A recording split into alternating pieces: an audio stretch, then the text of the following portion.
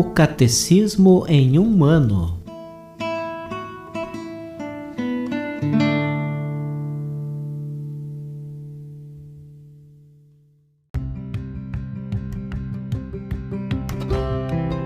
Olá, eu sou o Gabriel, seminarista da Diocese de Ponta Grossa, no Paraná.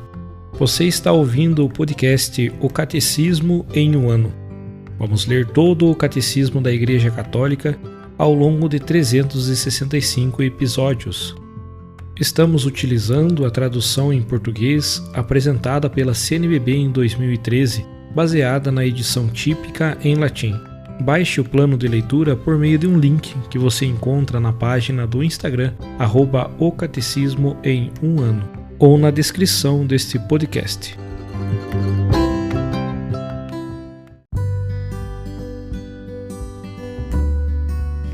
Hoje é o dia 154 do podcast O Catecismo em um Ano. Neste dia estaremos lendo a segunda parte, a celebração do mistério cristão, dentro da primeira sessão, a economia sacramental, e o capítulo 2, a celebração sacramental do mistério pascal. Neste dia nós concluiremos tanto o capítulo 2 quanto esta primeira sessão. Leremos então dos números 1200 ao 1209.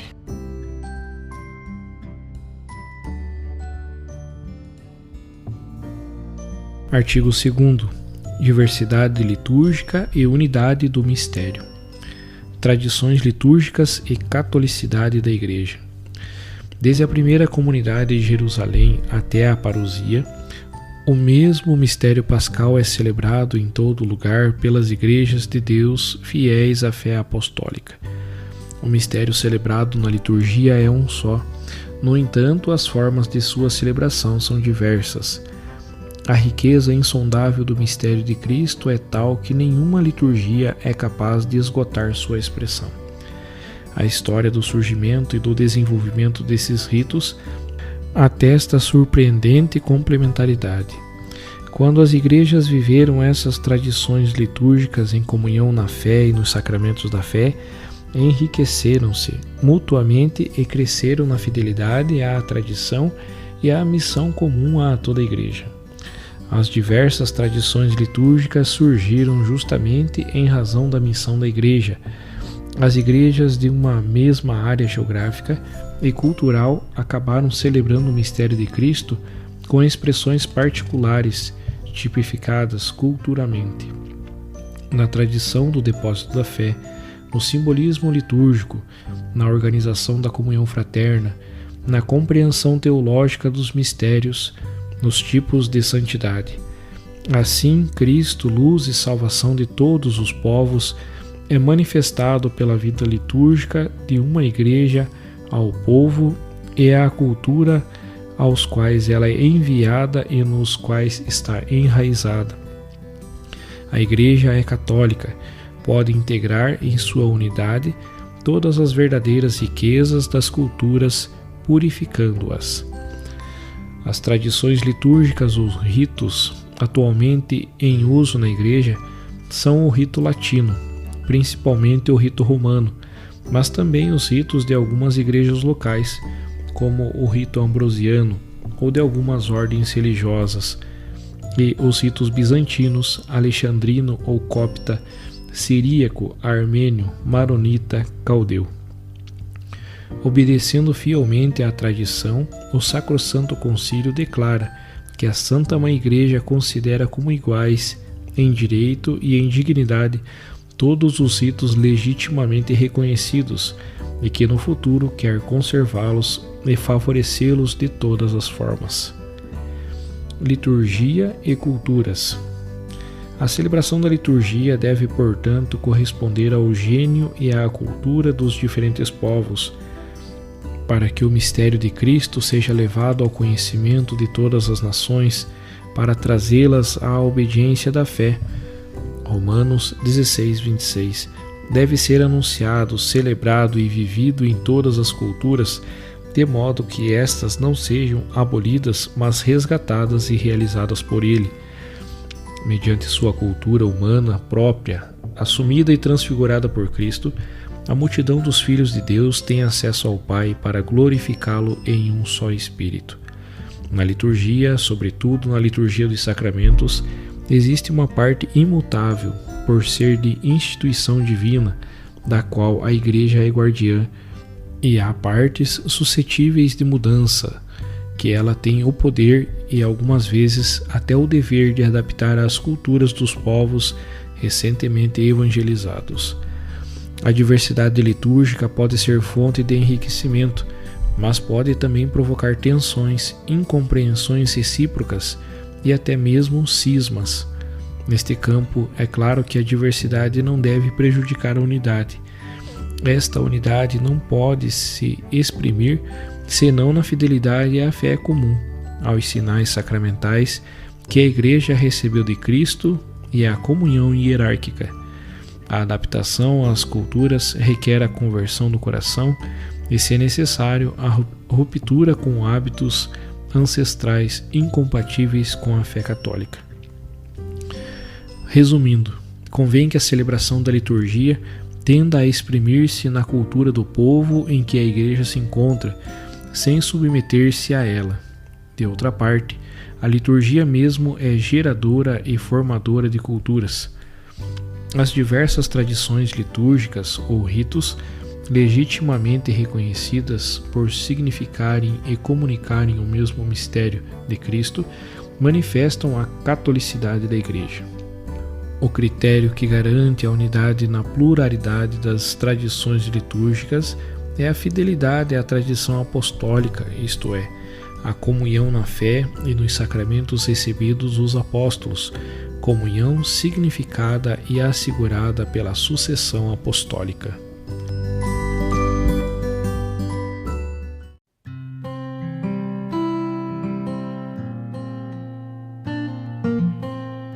Como um comentário adicional ao episódio de hoje, do podcast de hoje, nós ouviremos o discurso do Papa Francisco aos participantes na 68ª Semana Litúrgica Nacional, realizada no dia 24 de agosto de 2017.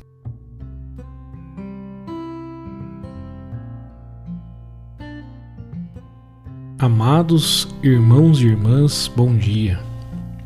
Dou as boas-vindas a todos vós e agradeço ao presidente, Sua Excelência, Dom Cláudio Maniago, pelas palavras com que apresentou esta Semana Litúrgica Nacional, 70 anos depois do nascimento do Centro de Ação Litúrgica.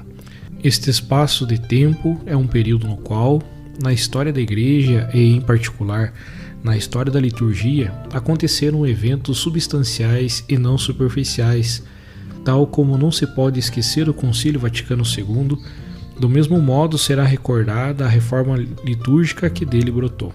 São dois eventos diretamente ligados, o Concílio e a Reforma, que não floresceram de repente, mas foram longamente preparados. Testemunha isto aquele que foi chamado movimento litúrgico e as respostas dadas pelos sumos pontífices às dificuldades sentidas na oração eclesial, quando se tem uma necessidade, mesmo se a solução não é imediata, é necessário pôr-se em ação. Penso em São Pio X, que dispôs uma reorganização da música sacra e a restauração celebrativa do domingo, e instituiu uma comissão para a reforma geral da liturgia, ciente de que isto teria comportado um trabalho quer grande, quer diuturno, e por isso, como ele mesmo reconhecia, é necessário que passe muitos anos antes que este, por assim dizer, edifício litúrgico, reapareça de novo esplendoroso na sua dignidade e harmonia, quando tiver sido como que limpo da desolação do envelhecimento. O projeto reformador foi retomado por Pio XII com a encíclica Mediator Dei e com a instituição de uma comissão de estudo. Também ele tomou decisões concretas acerca da versão do saltério, da atenuação do jejum eucarístico, do uso da língua viva no ritual, da importante reforma da Vigília Pascal e da Semana Santa. Deste impulso, a exemplo de outras nações, surgiu na Itália o Centro de Ação Litúrgica, guiado por bispos cuidadosos do povo, a eles confiado e animado por estudiosos que amavam a Igreja e a pastoral litúrgica. O Concílio Vaticano II fez maturar depois, como bom fruto da árvore da Igreja, a Constituição sobre a Sagrada Liturgia Sacrosanto Concílio, cujas linhas de reforma geral respondiam às necessidades reais e à esperança concreta de uma renovação. Desejava-se uma liturgia viva para uma Igreja toda vivificada pelos mistérios celebrados.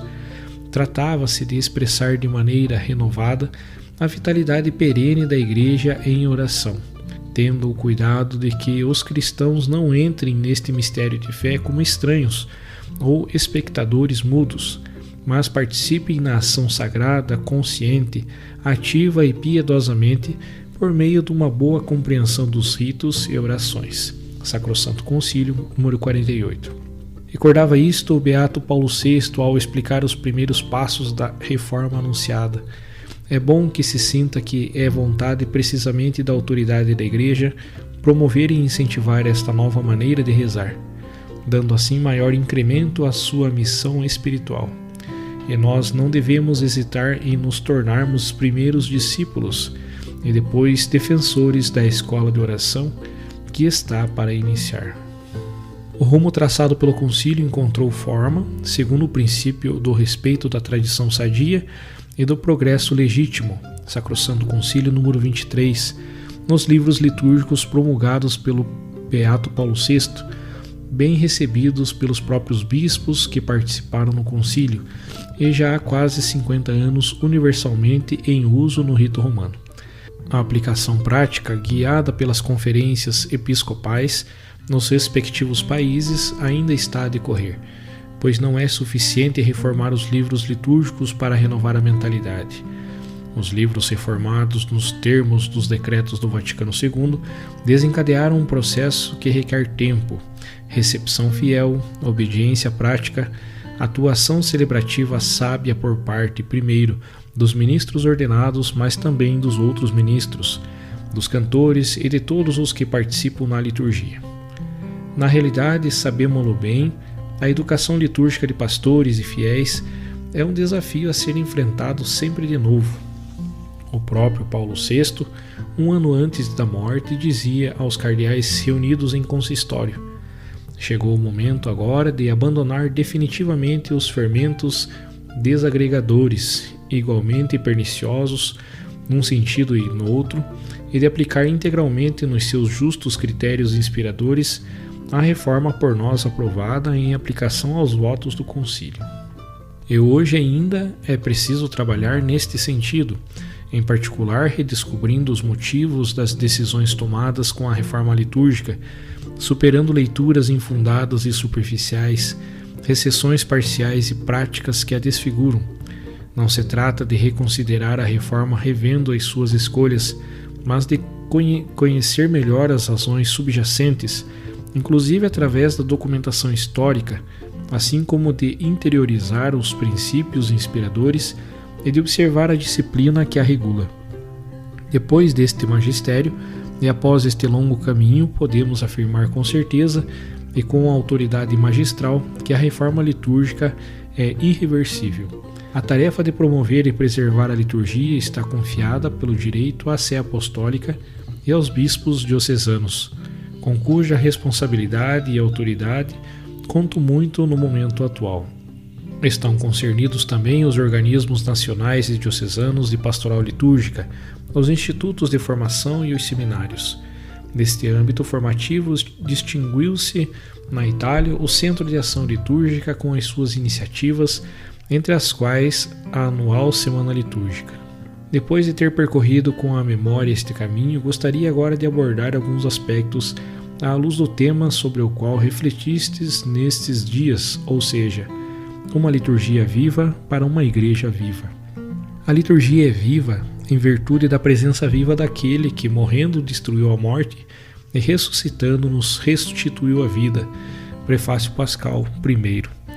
Sem a presença real do mistério de Cristo, não há qualquer vitalidade litúrgica, assim como sem pulsações cardíacas não há vida humana. Do mesmo modo, sem o coração pulsante de Cristo, não existe qualquer ação litúrgica.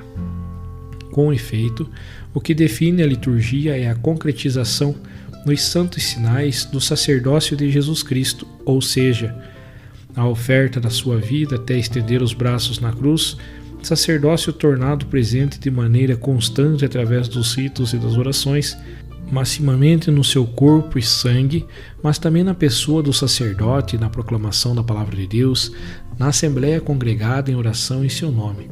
Sacrosanto Concílio número 7. Entre os sinais visíveis do mistério invisível está o altar, sinal de Cristo, pedra viva, descartada pelos homens, mas que se tornou pedra angular do edifício espiritual, no qual é oferecido ao Deus vivente o culto em espírito e verdade. Por isso, o altar, centro para o qual nas nossas igrejas converge a atenção, é dedicado, ungido com o crisma, incensado, beijado, venerado. Para o altar se orienta o olhar dos orantes, sacerdotes e fiéis, convocados para a Santa Assembleia em volta do mesmo. Em cima do altar é colocada a oferta da igreja que o Espírito consagra como sacramento do sacrifício de Cristo. Do altar nos são distribuídos o pão da vida e o cálice da salvação, para que em Cristo nos tornemos um só corpo e um só espírito. Oração Eucarística Terceira. A liturgia é vida para todo o povo da igreja. Com efeito, por sua natureza, a liturgia é popular e não clerical, sendo, como ensina a etimologia, uma ação para o povo, mas também do povo. Como recordam tantas orações litúrgicas, é a ação que o próprio Deus cumpre a favor do seu povo, mas também a ação do povo que ouve Deus que fala e reage louvando-o, invocando-o, acolhendo a fonte inexaurível de vida e de misericórdia que flui dos santos sinais. A Igreja, em oração, congrega todos aqueles que têm o coração à escuta do Evangelho, sem rejeitar ninguém. São convocados pequenos e grandes, ricos e pobres, crianças e idosos, sadios e doentes, justos e pecadores. A imagem da multidão imensa que celebra a liturgia no santuário do céu, Apocalipse capítulo 7, versículo 9. A Assembleia Litúrgica supera em Cristo qualquer limite de idade, raça, língua e nação. O alcance popular da liturgia recorda-nos que ela é inclusiva e não exclusiva, promotora de comunhão com todos sem todavia homologar, pois chama cada um, com a sua vocação e originalidade, a contribuir para edificar o corpo de Cristo. A Eucaristia não é um sacramento para mim, é o sacramento de muitos que formam um só corpo, o santo povo fiel de Deus. Por conseguinte, não devemos esquecer que é antes de tudo a liturgia que expressa a pietas de todo o povo, prolongada depois por piedosos exercícios e devoções que conhecemos com o nome de piedade popular, que devemos valorizar em harmonia com a liturgia. A liturgia é vida e não uma ideia a ser compreendida. De fato, leva a viver uma experiência iniciática, ou seja, transformadora do modo de pensar e de se comportar, e não a enriquecer a própria bagagem de ideias acerca de Deus. O culto litúrgico não é, antes de tudo, uma doutrina a compreender ou um rito a realizar. Naturalmente, é também isso, mas de outra maneira, é essencialmente diverso. É uma nascente de vida e de luz para o nosso caminho de fé. As reflexões espirituais são algo diferente da liturgia, a qual é precisamente entrar no mistério de Deus, deixar-se levar ao mistério e estar no mistério. Há uma grande diferença entre dizer que Deus existe e sentir que Deus nos ama, tal como somos agora e aqui. Na oração litúrgica experimentamos a comunhão representada não por um pensamento abstrato, mas por uma ação que tem Deus e nós como agentes, Cristo e a Igreja. Os ritos e as orações, conforme o Sacrosanto Concílio 48, por aquilo que são e não pelas explicações que deles damos, tornam-se por isso uma escola de vida cristã, aberta a quantos têm ouvidos, olhos e coração, abertos para aprender a vocação e a missão dos discípulos de Jesus. Isto está em sintonia com a catequese mistagógica, praticada pelos padres, retomada pelo Catecismo da Igreja Católica, que trata da liturgia, da Eucaristia e dos outros sacramentos à luz dos textos e dos ritos dos atuais livros litúrgicos. A Igreja está deveras viva, se formando um só ser vivente com Cristo, é portadora de vida, é materna, é missionária, sai ao encontro do próximo, solicita a servir sem perseguir poderes mundanos que a tornam estéril. Por isso, celebrando os santos mistérios, recorda Maria, a Virgem do Magnificat, contemplando nela, como numa imagem puríssima, aquilo que toda ela deseja e espera ser. Sacrosanto Concílio 103.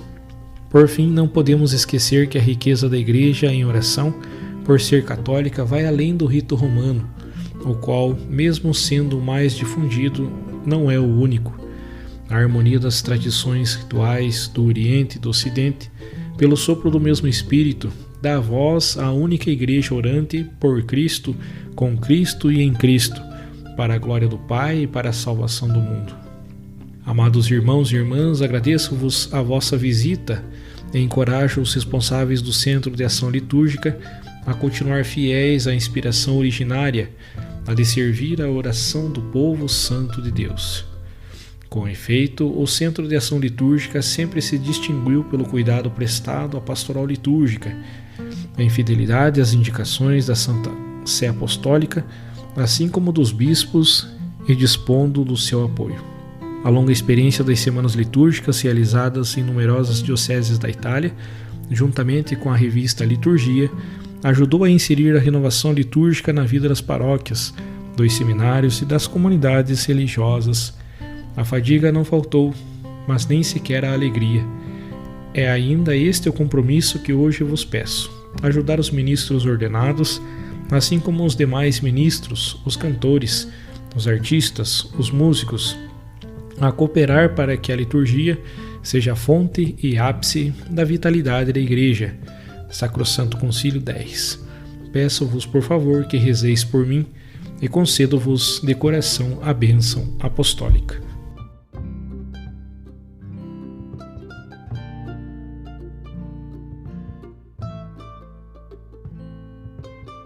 Os textos das catequeses papais encontram-se na íntegra no site da Santa Sé, vatican.va.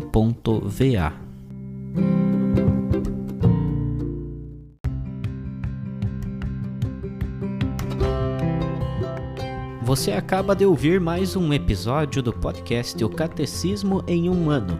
Continue nesse bom propósito de aprofundar o conhecimento e a vivência da fé católica e procure participar da sua comunidade.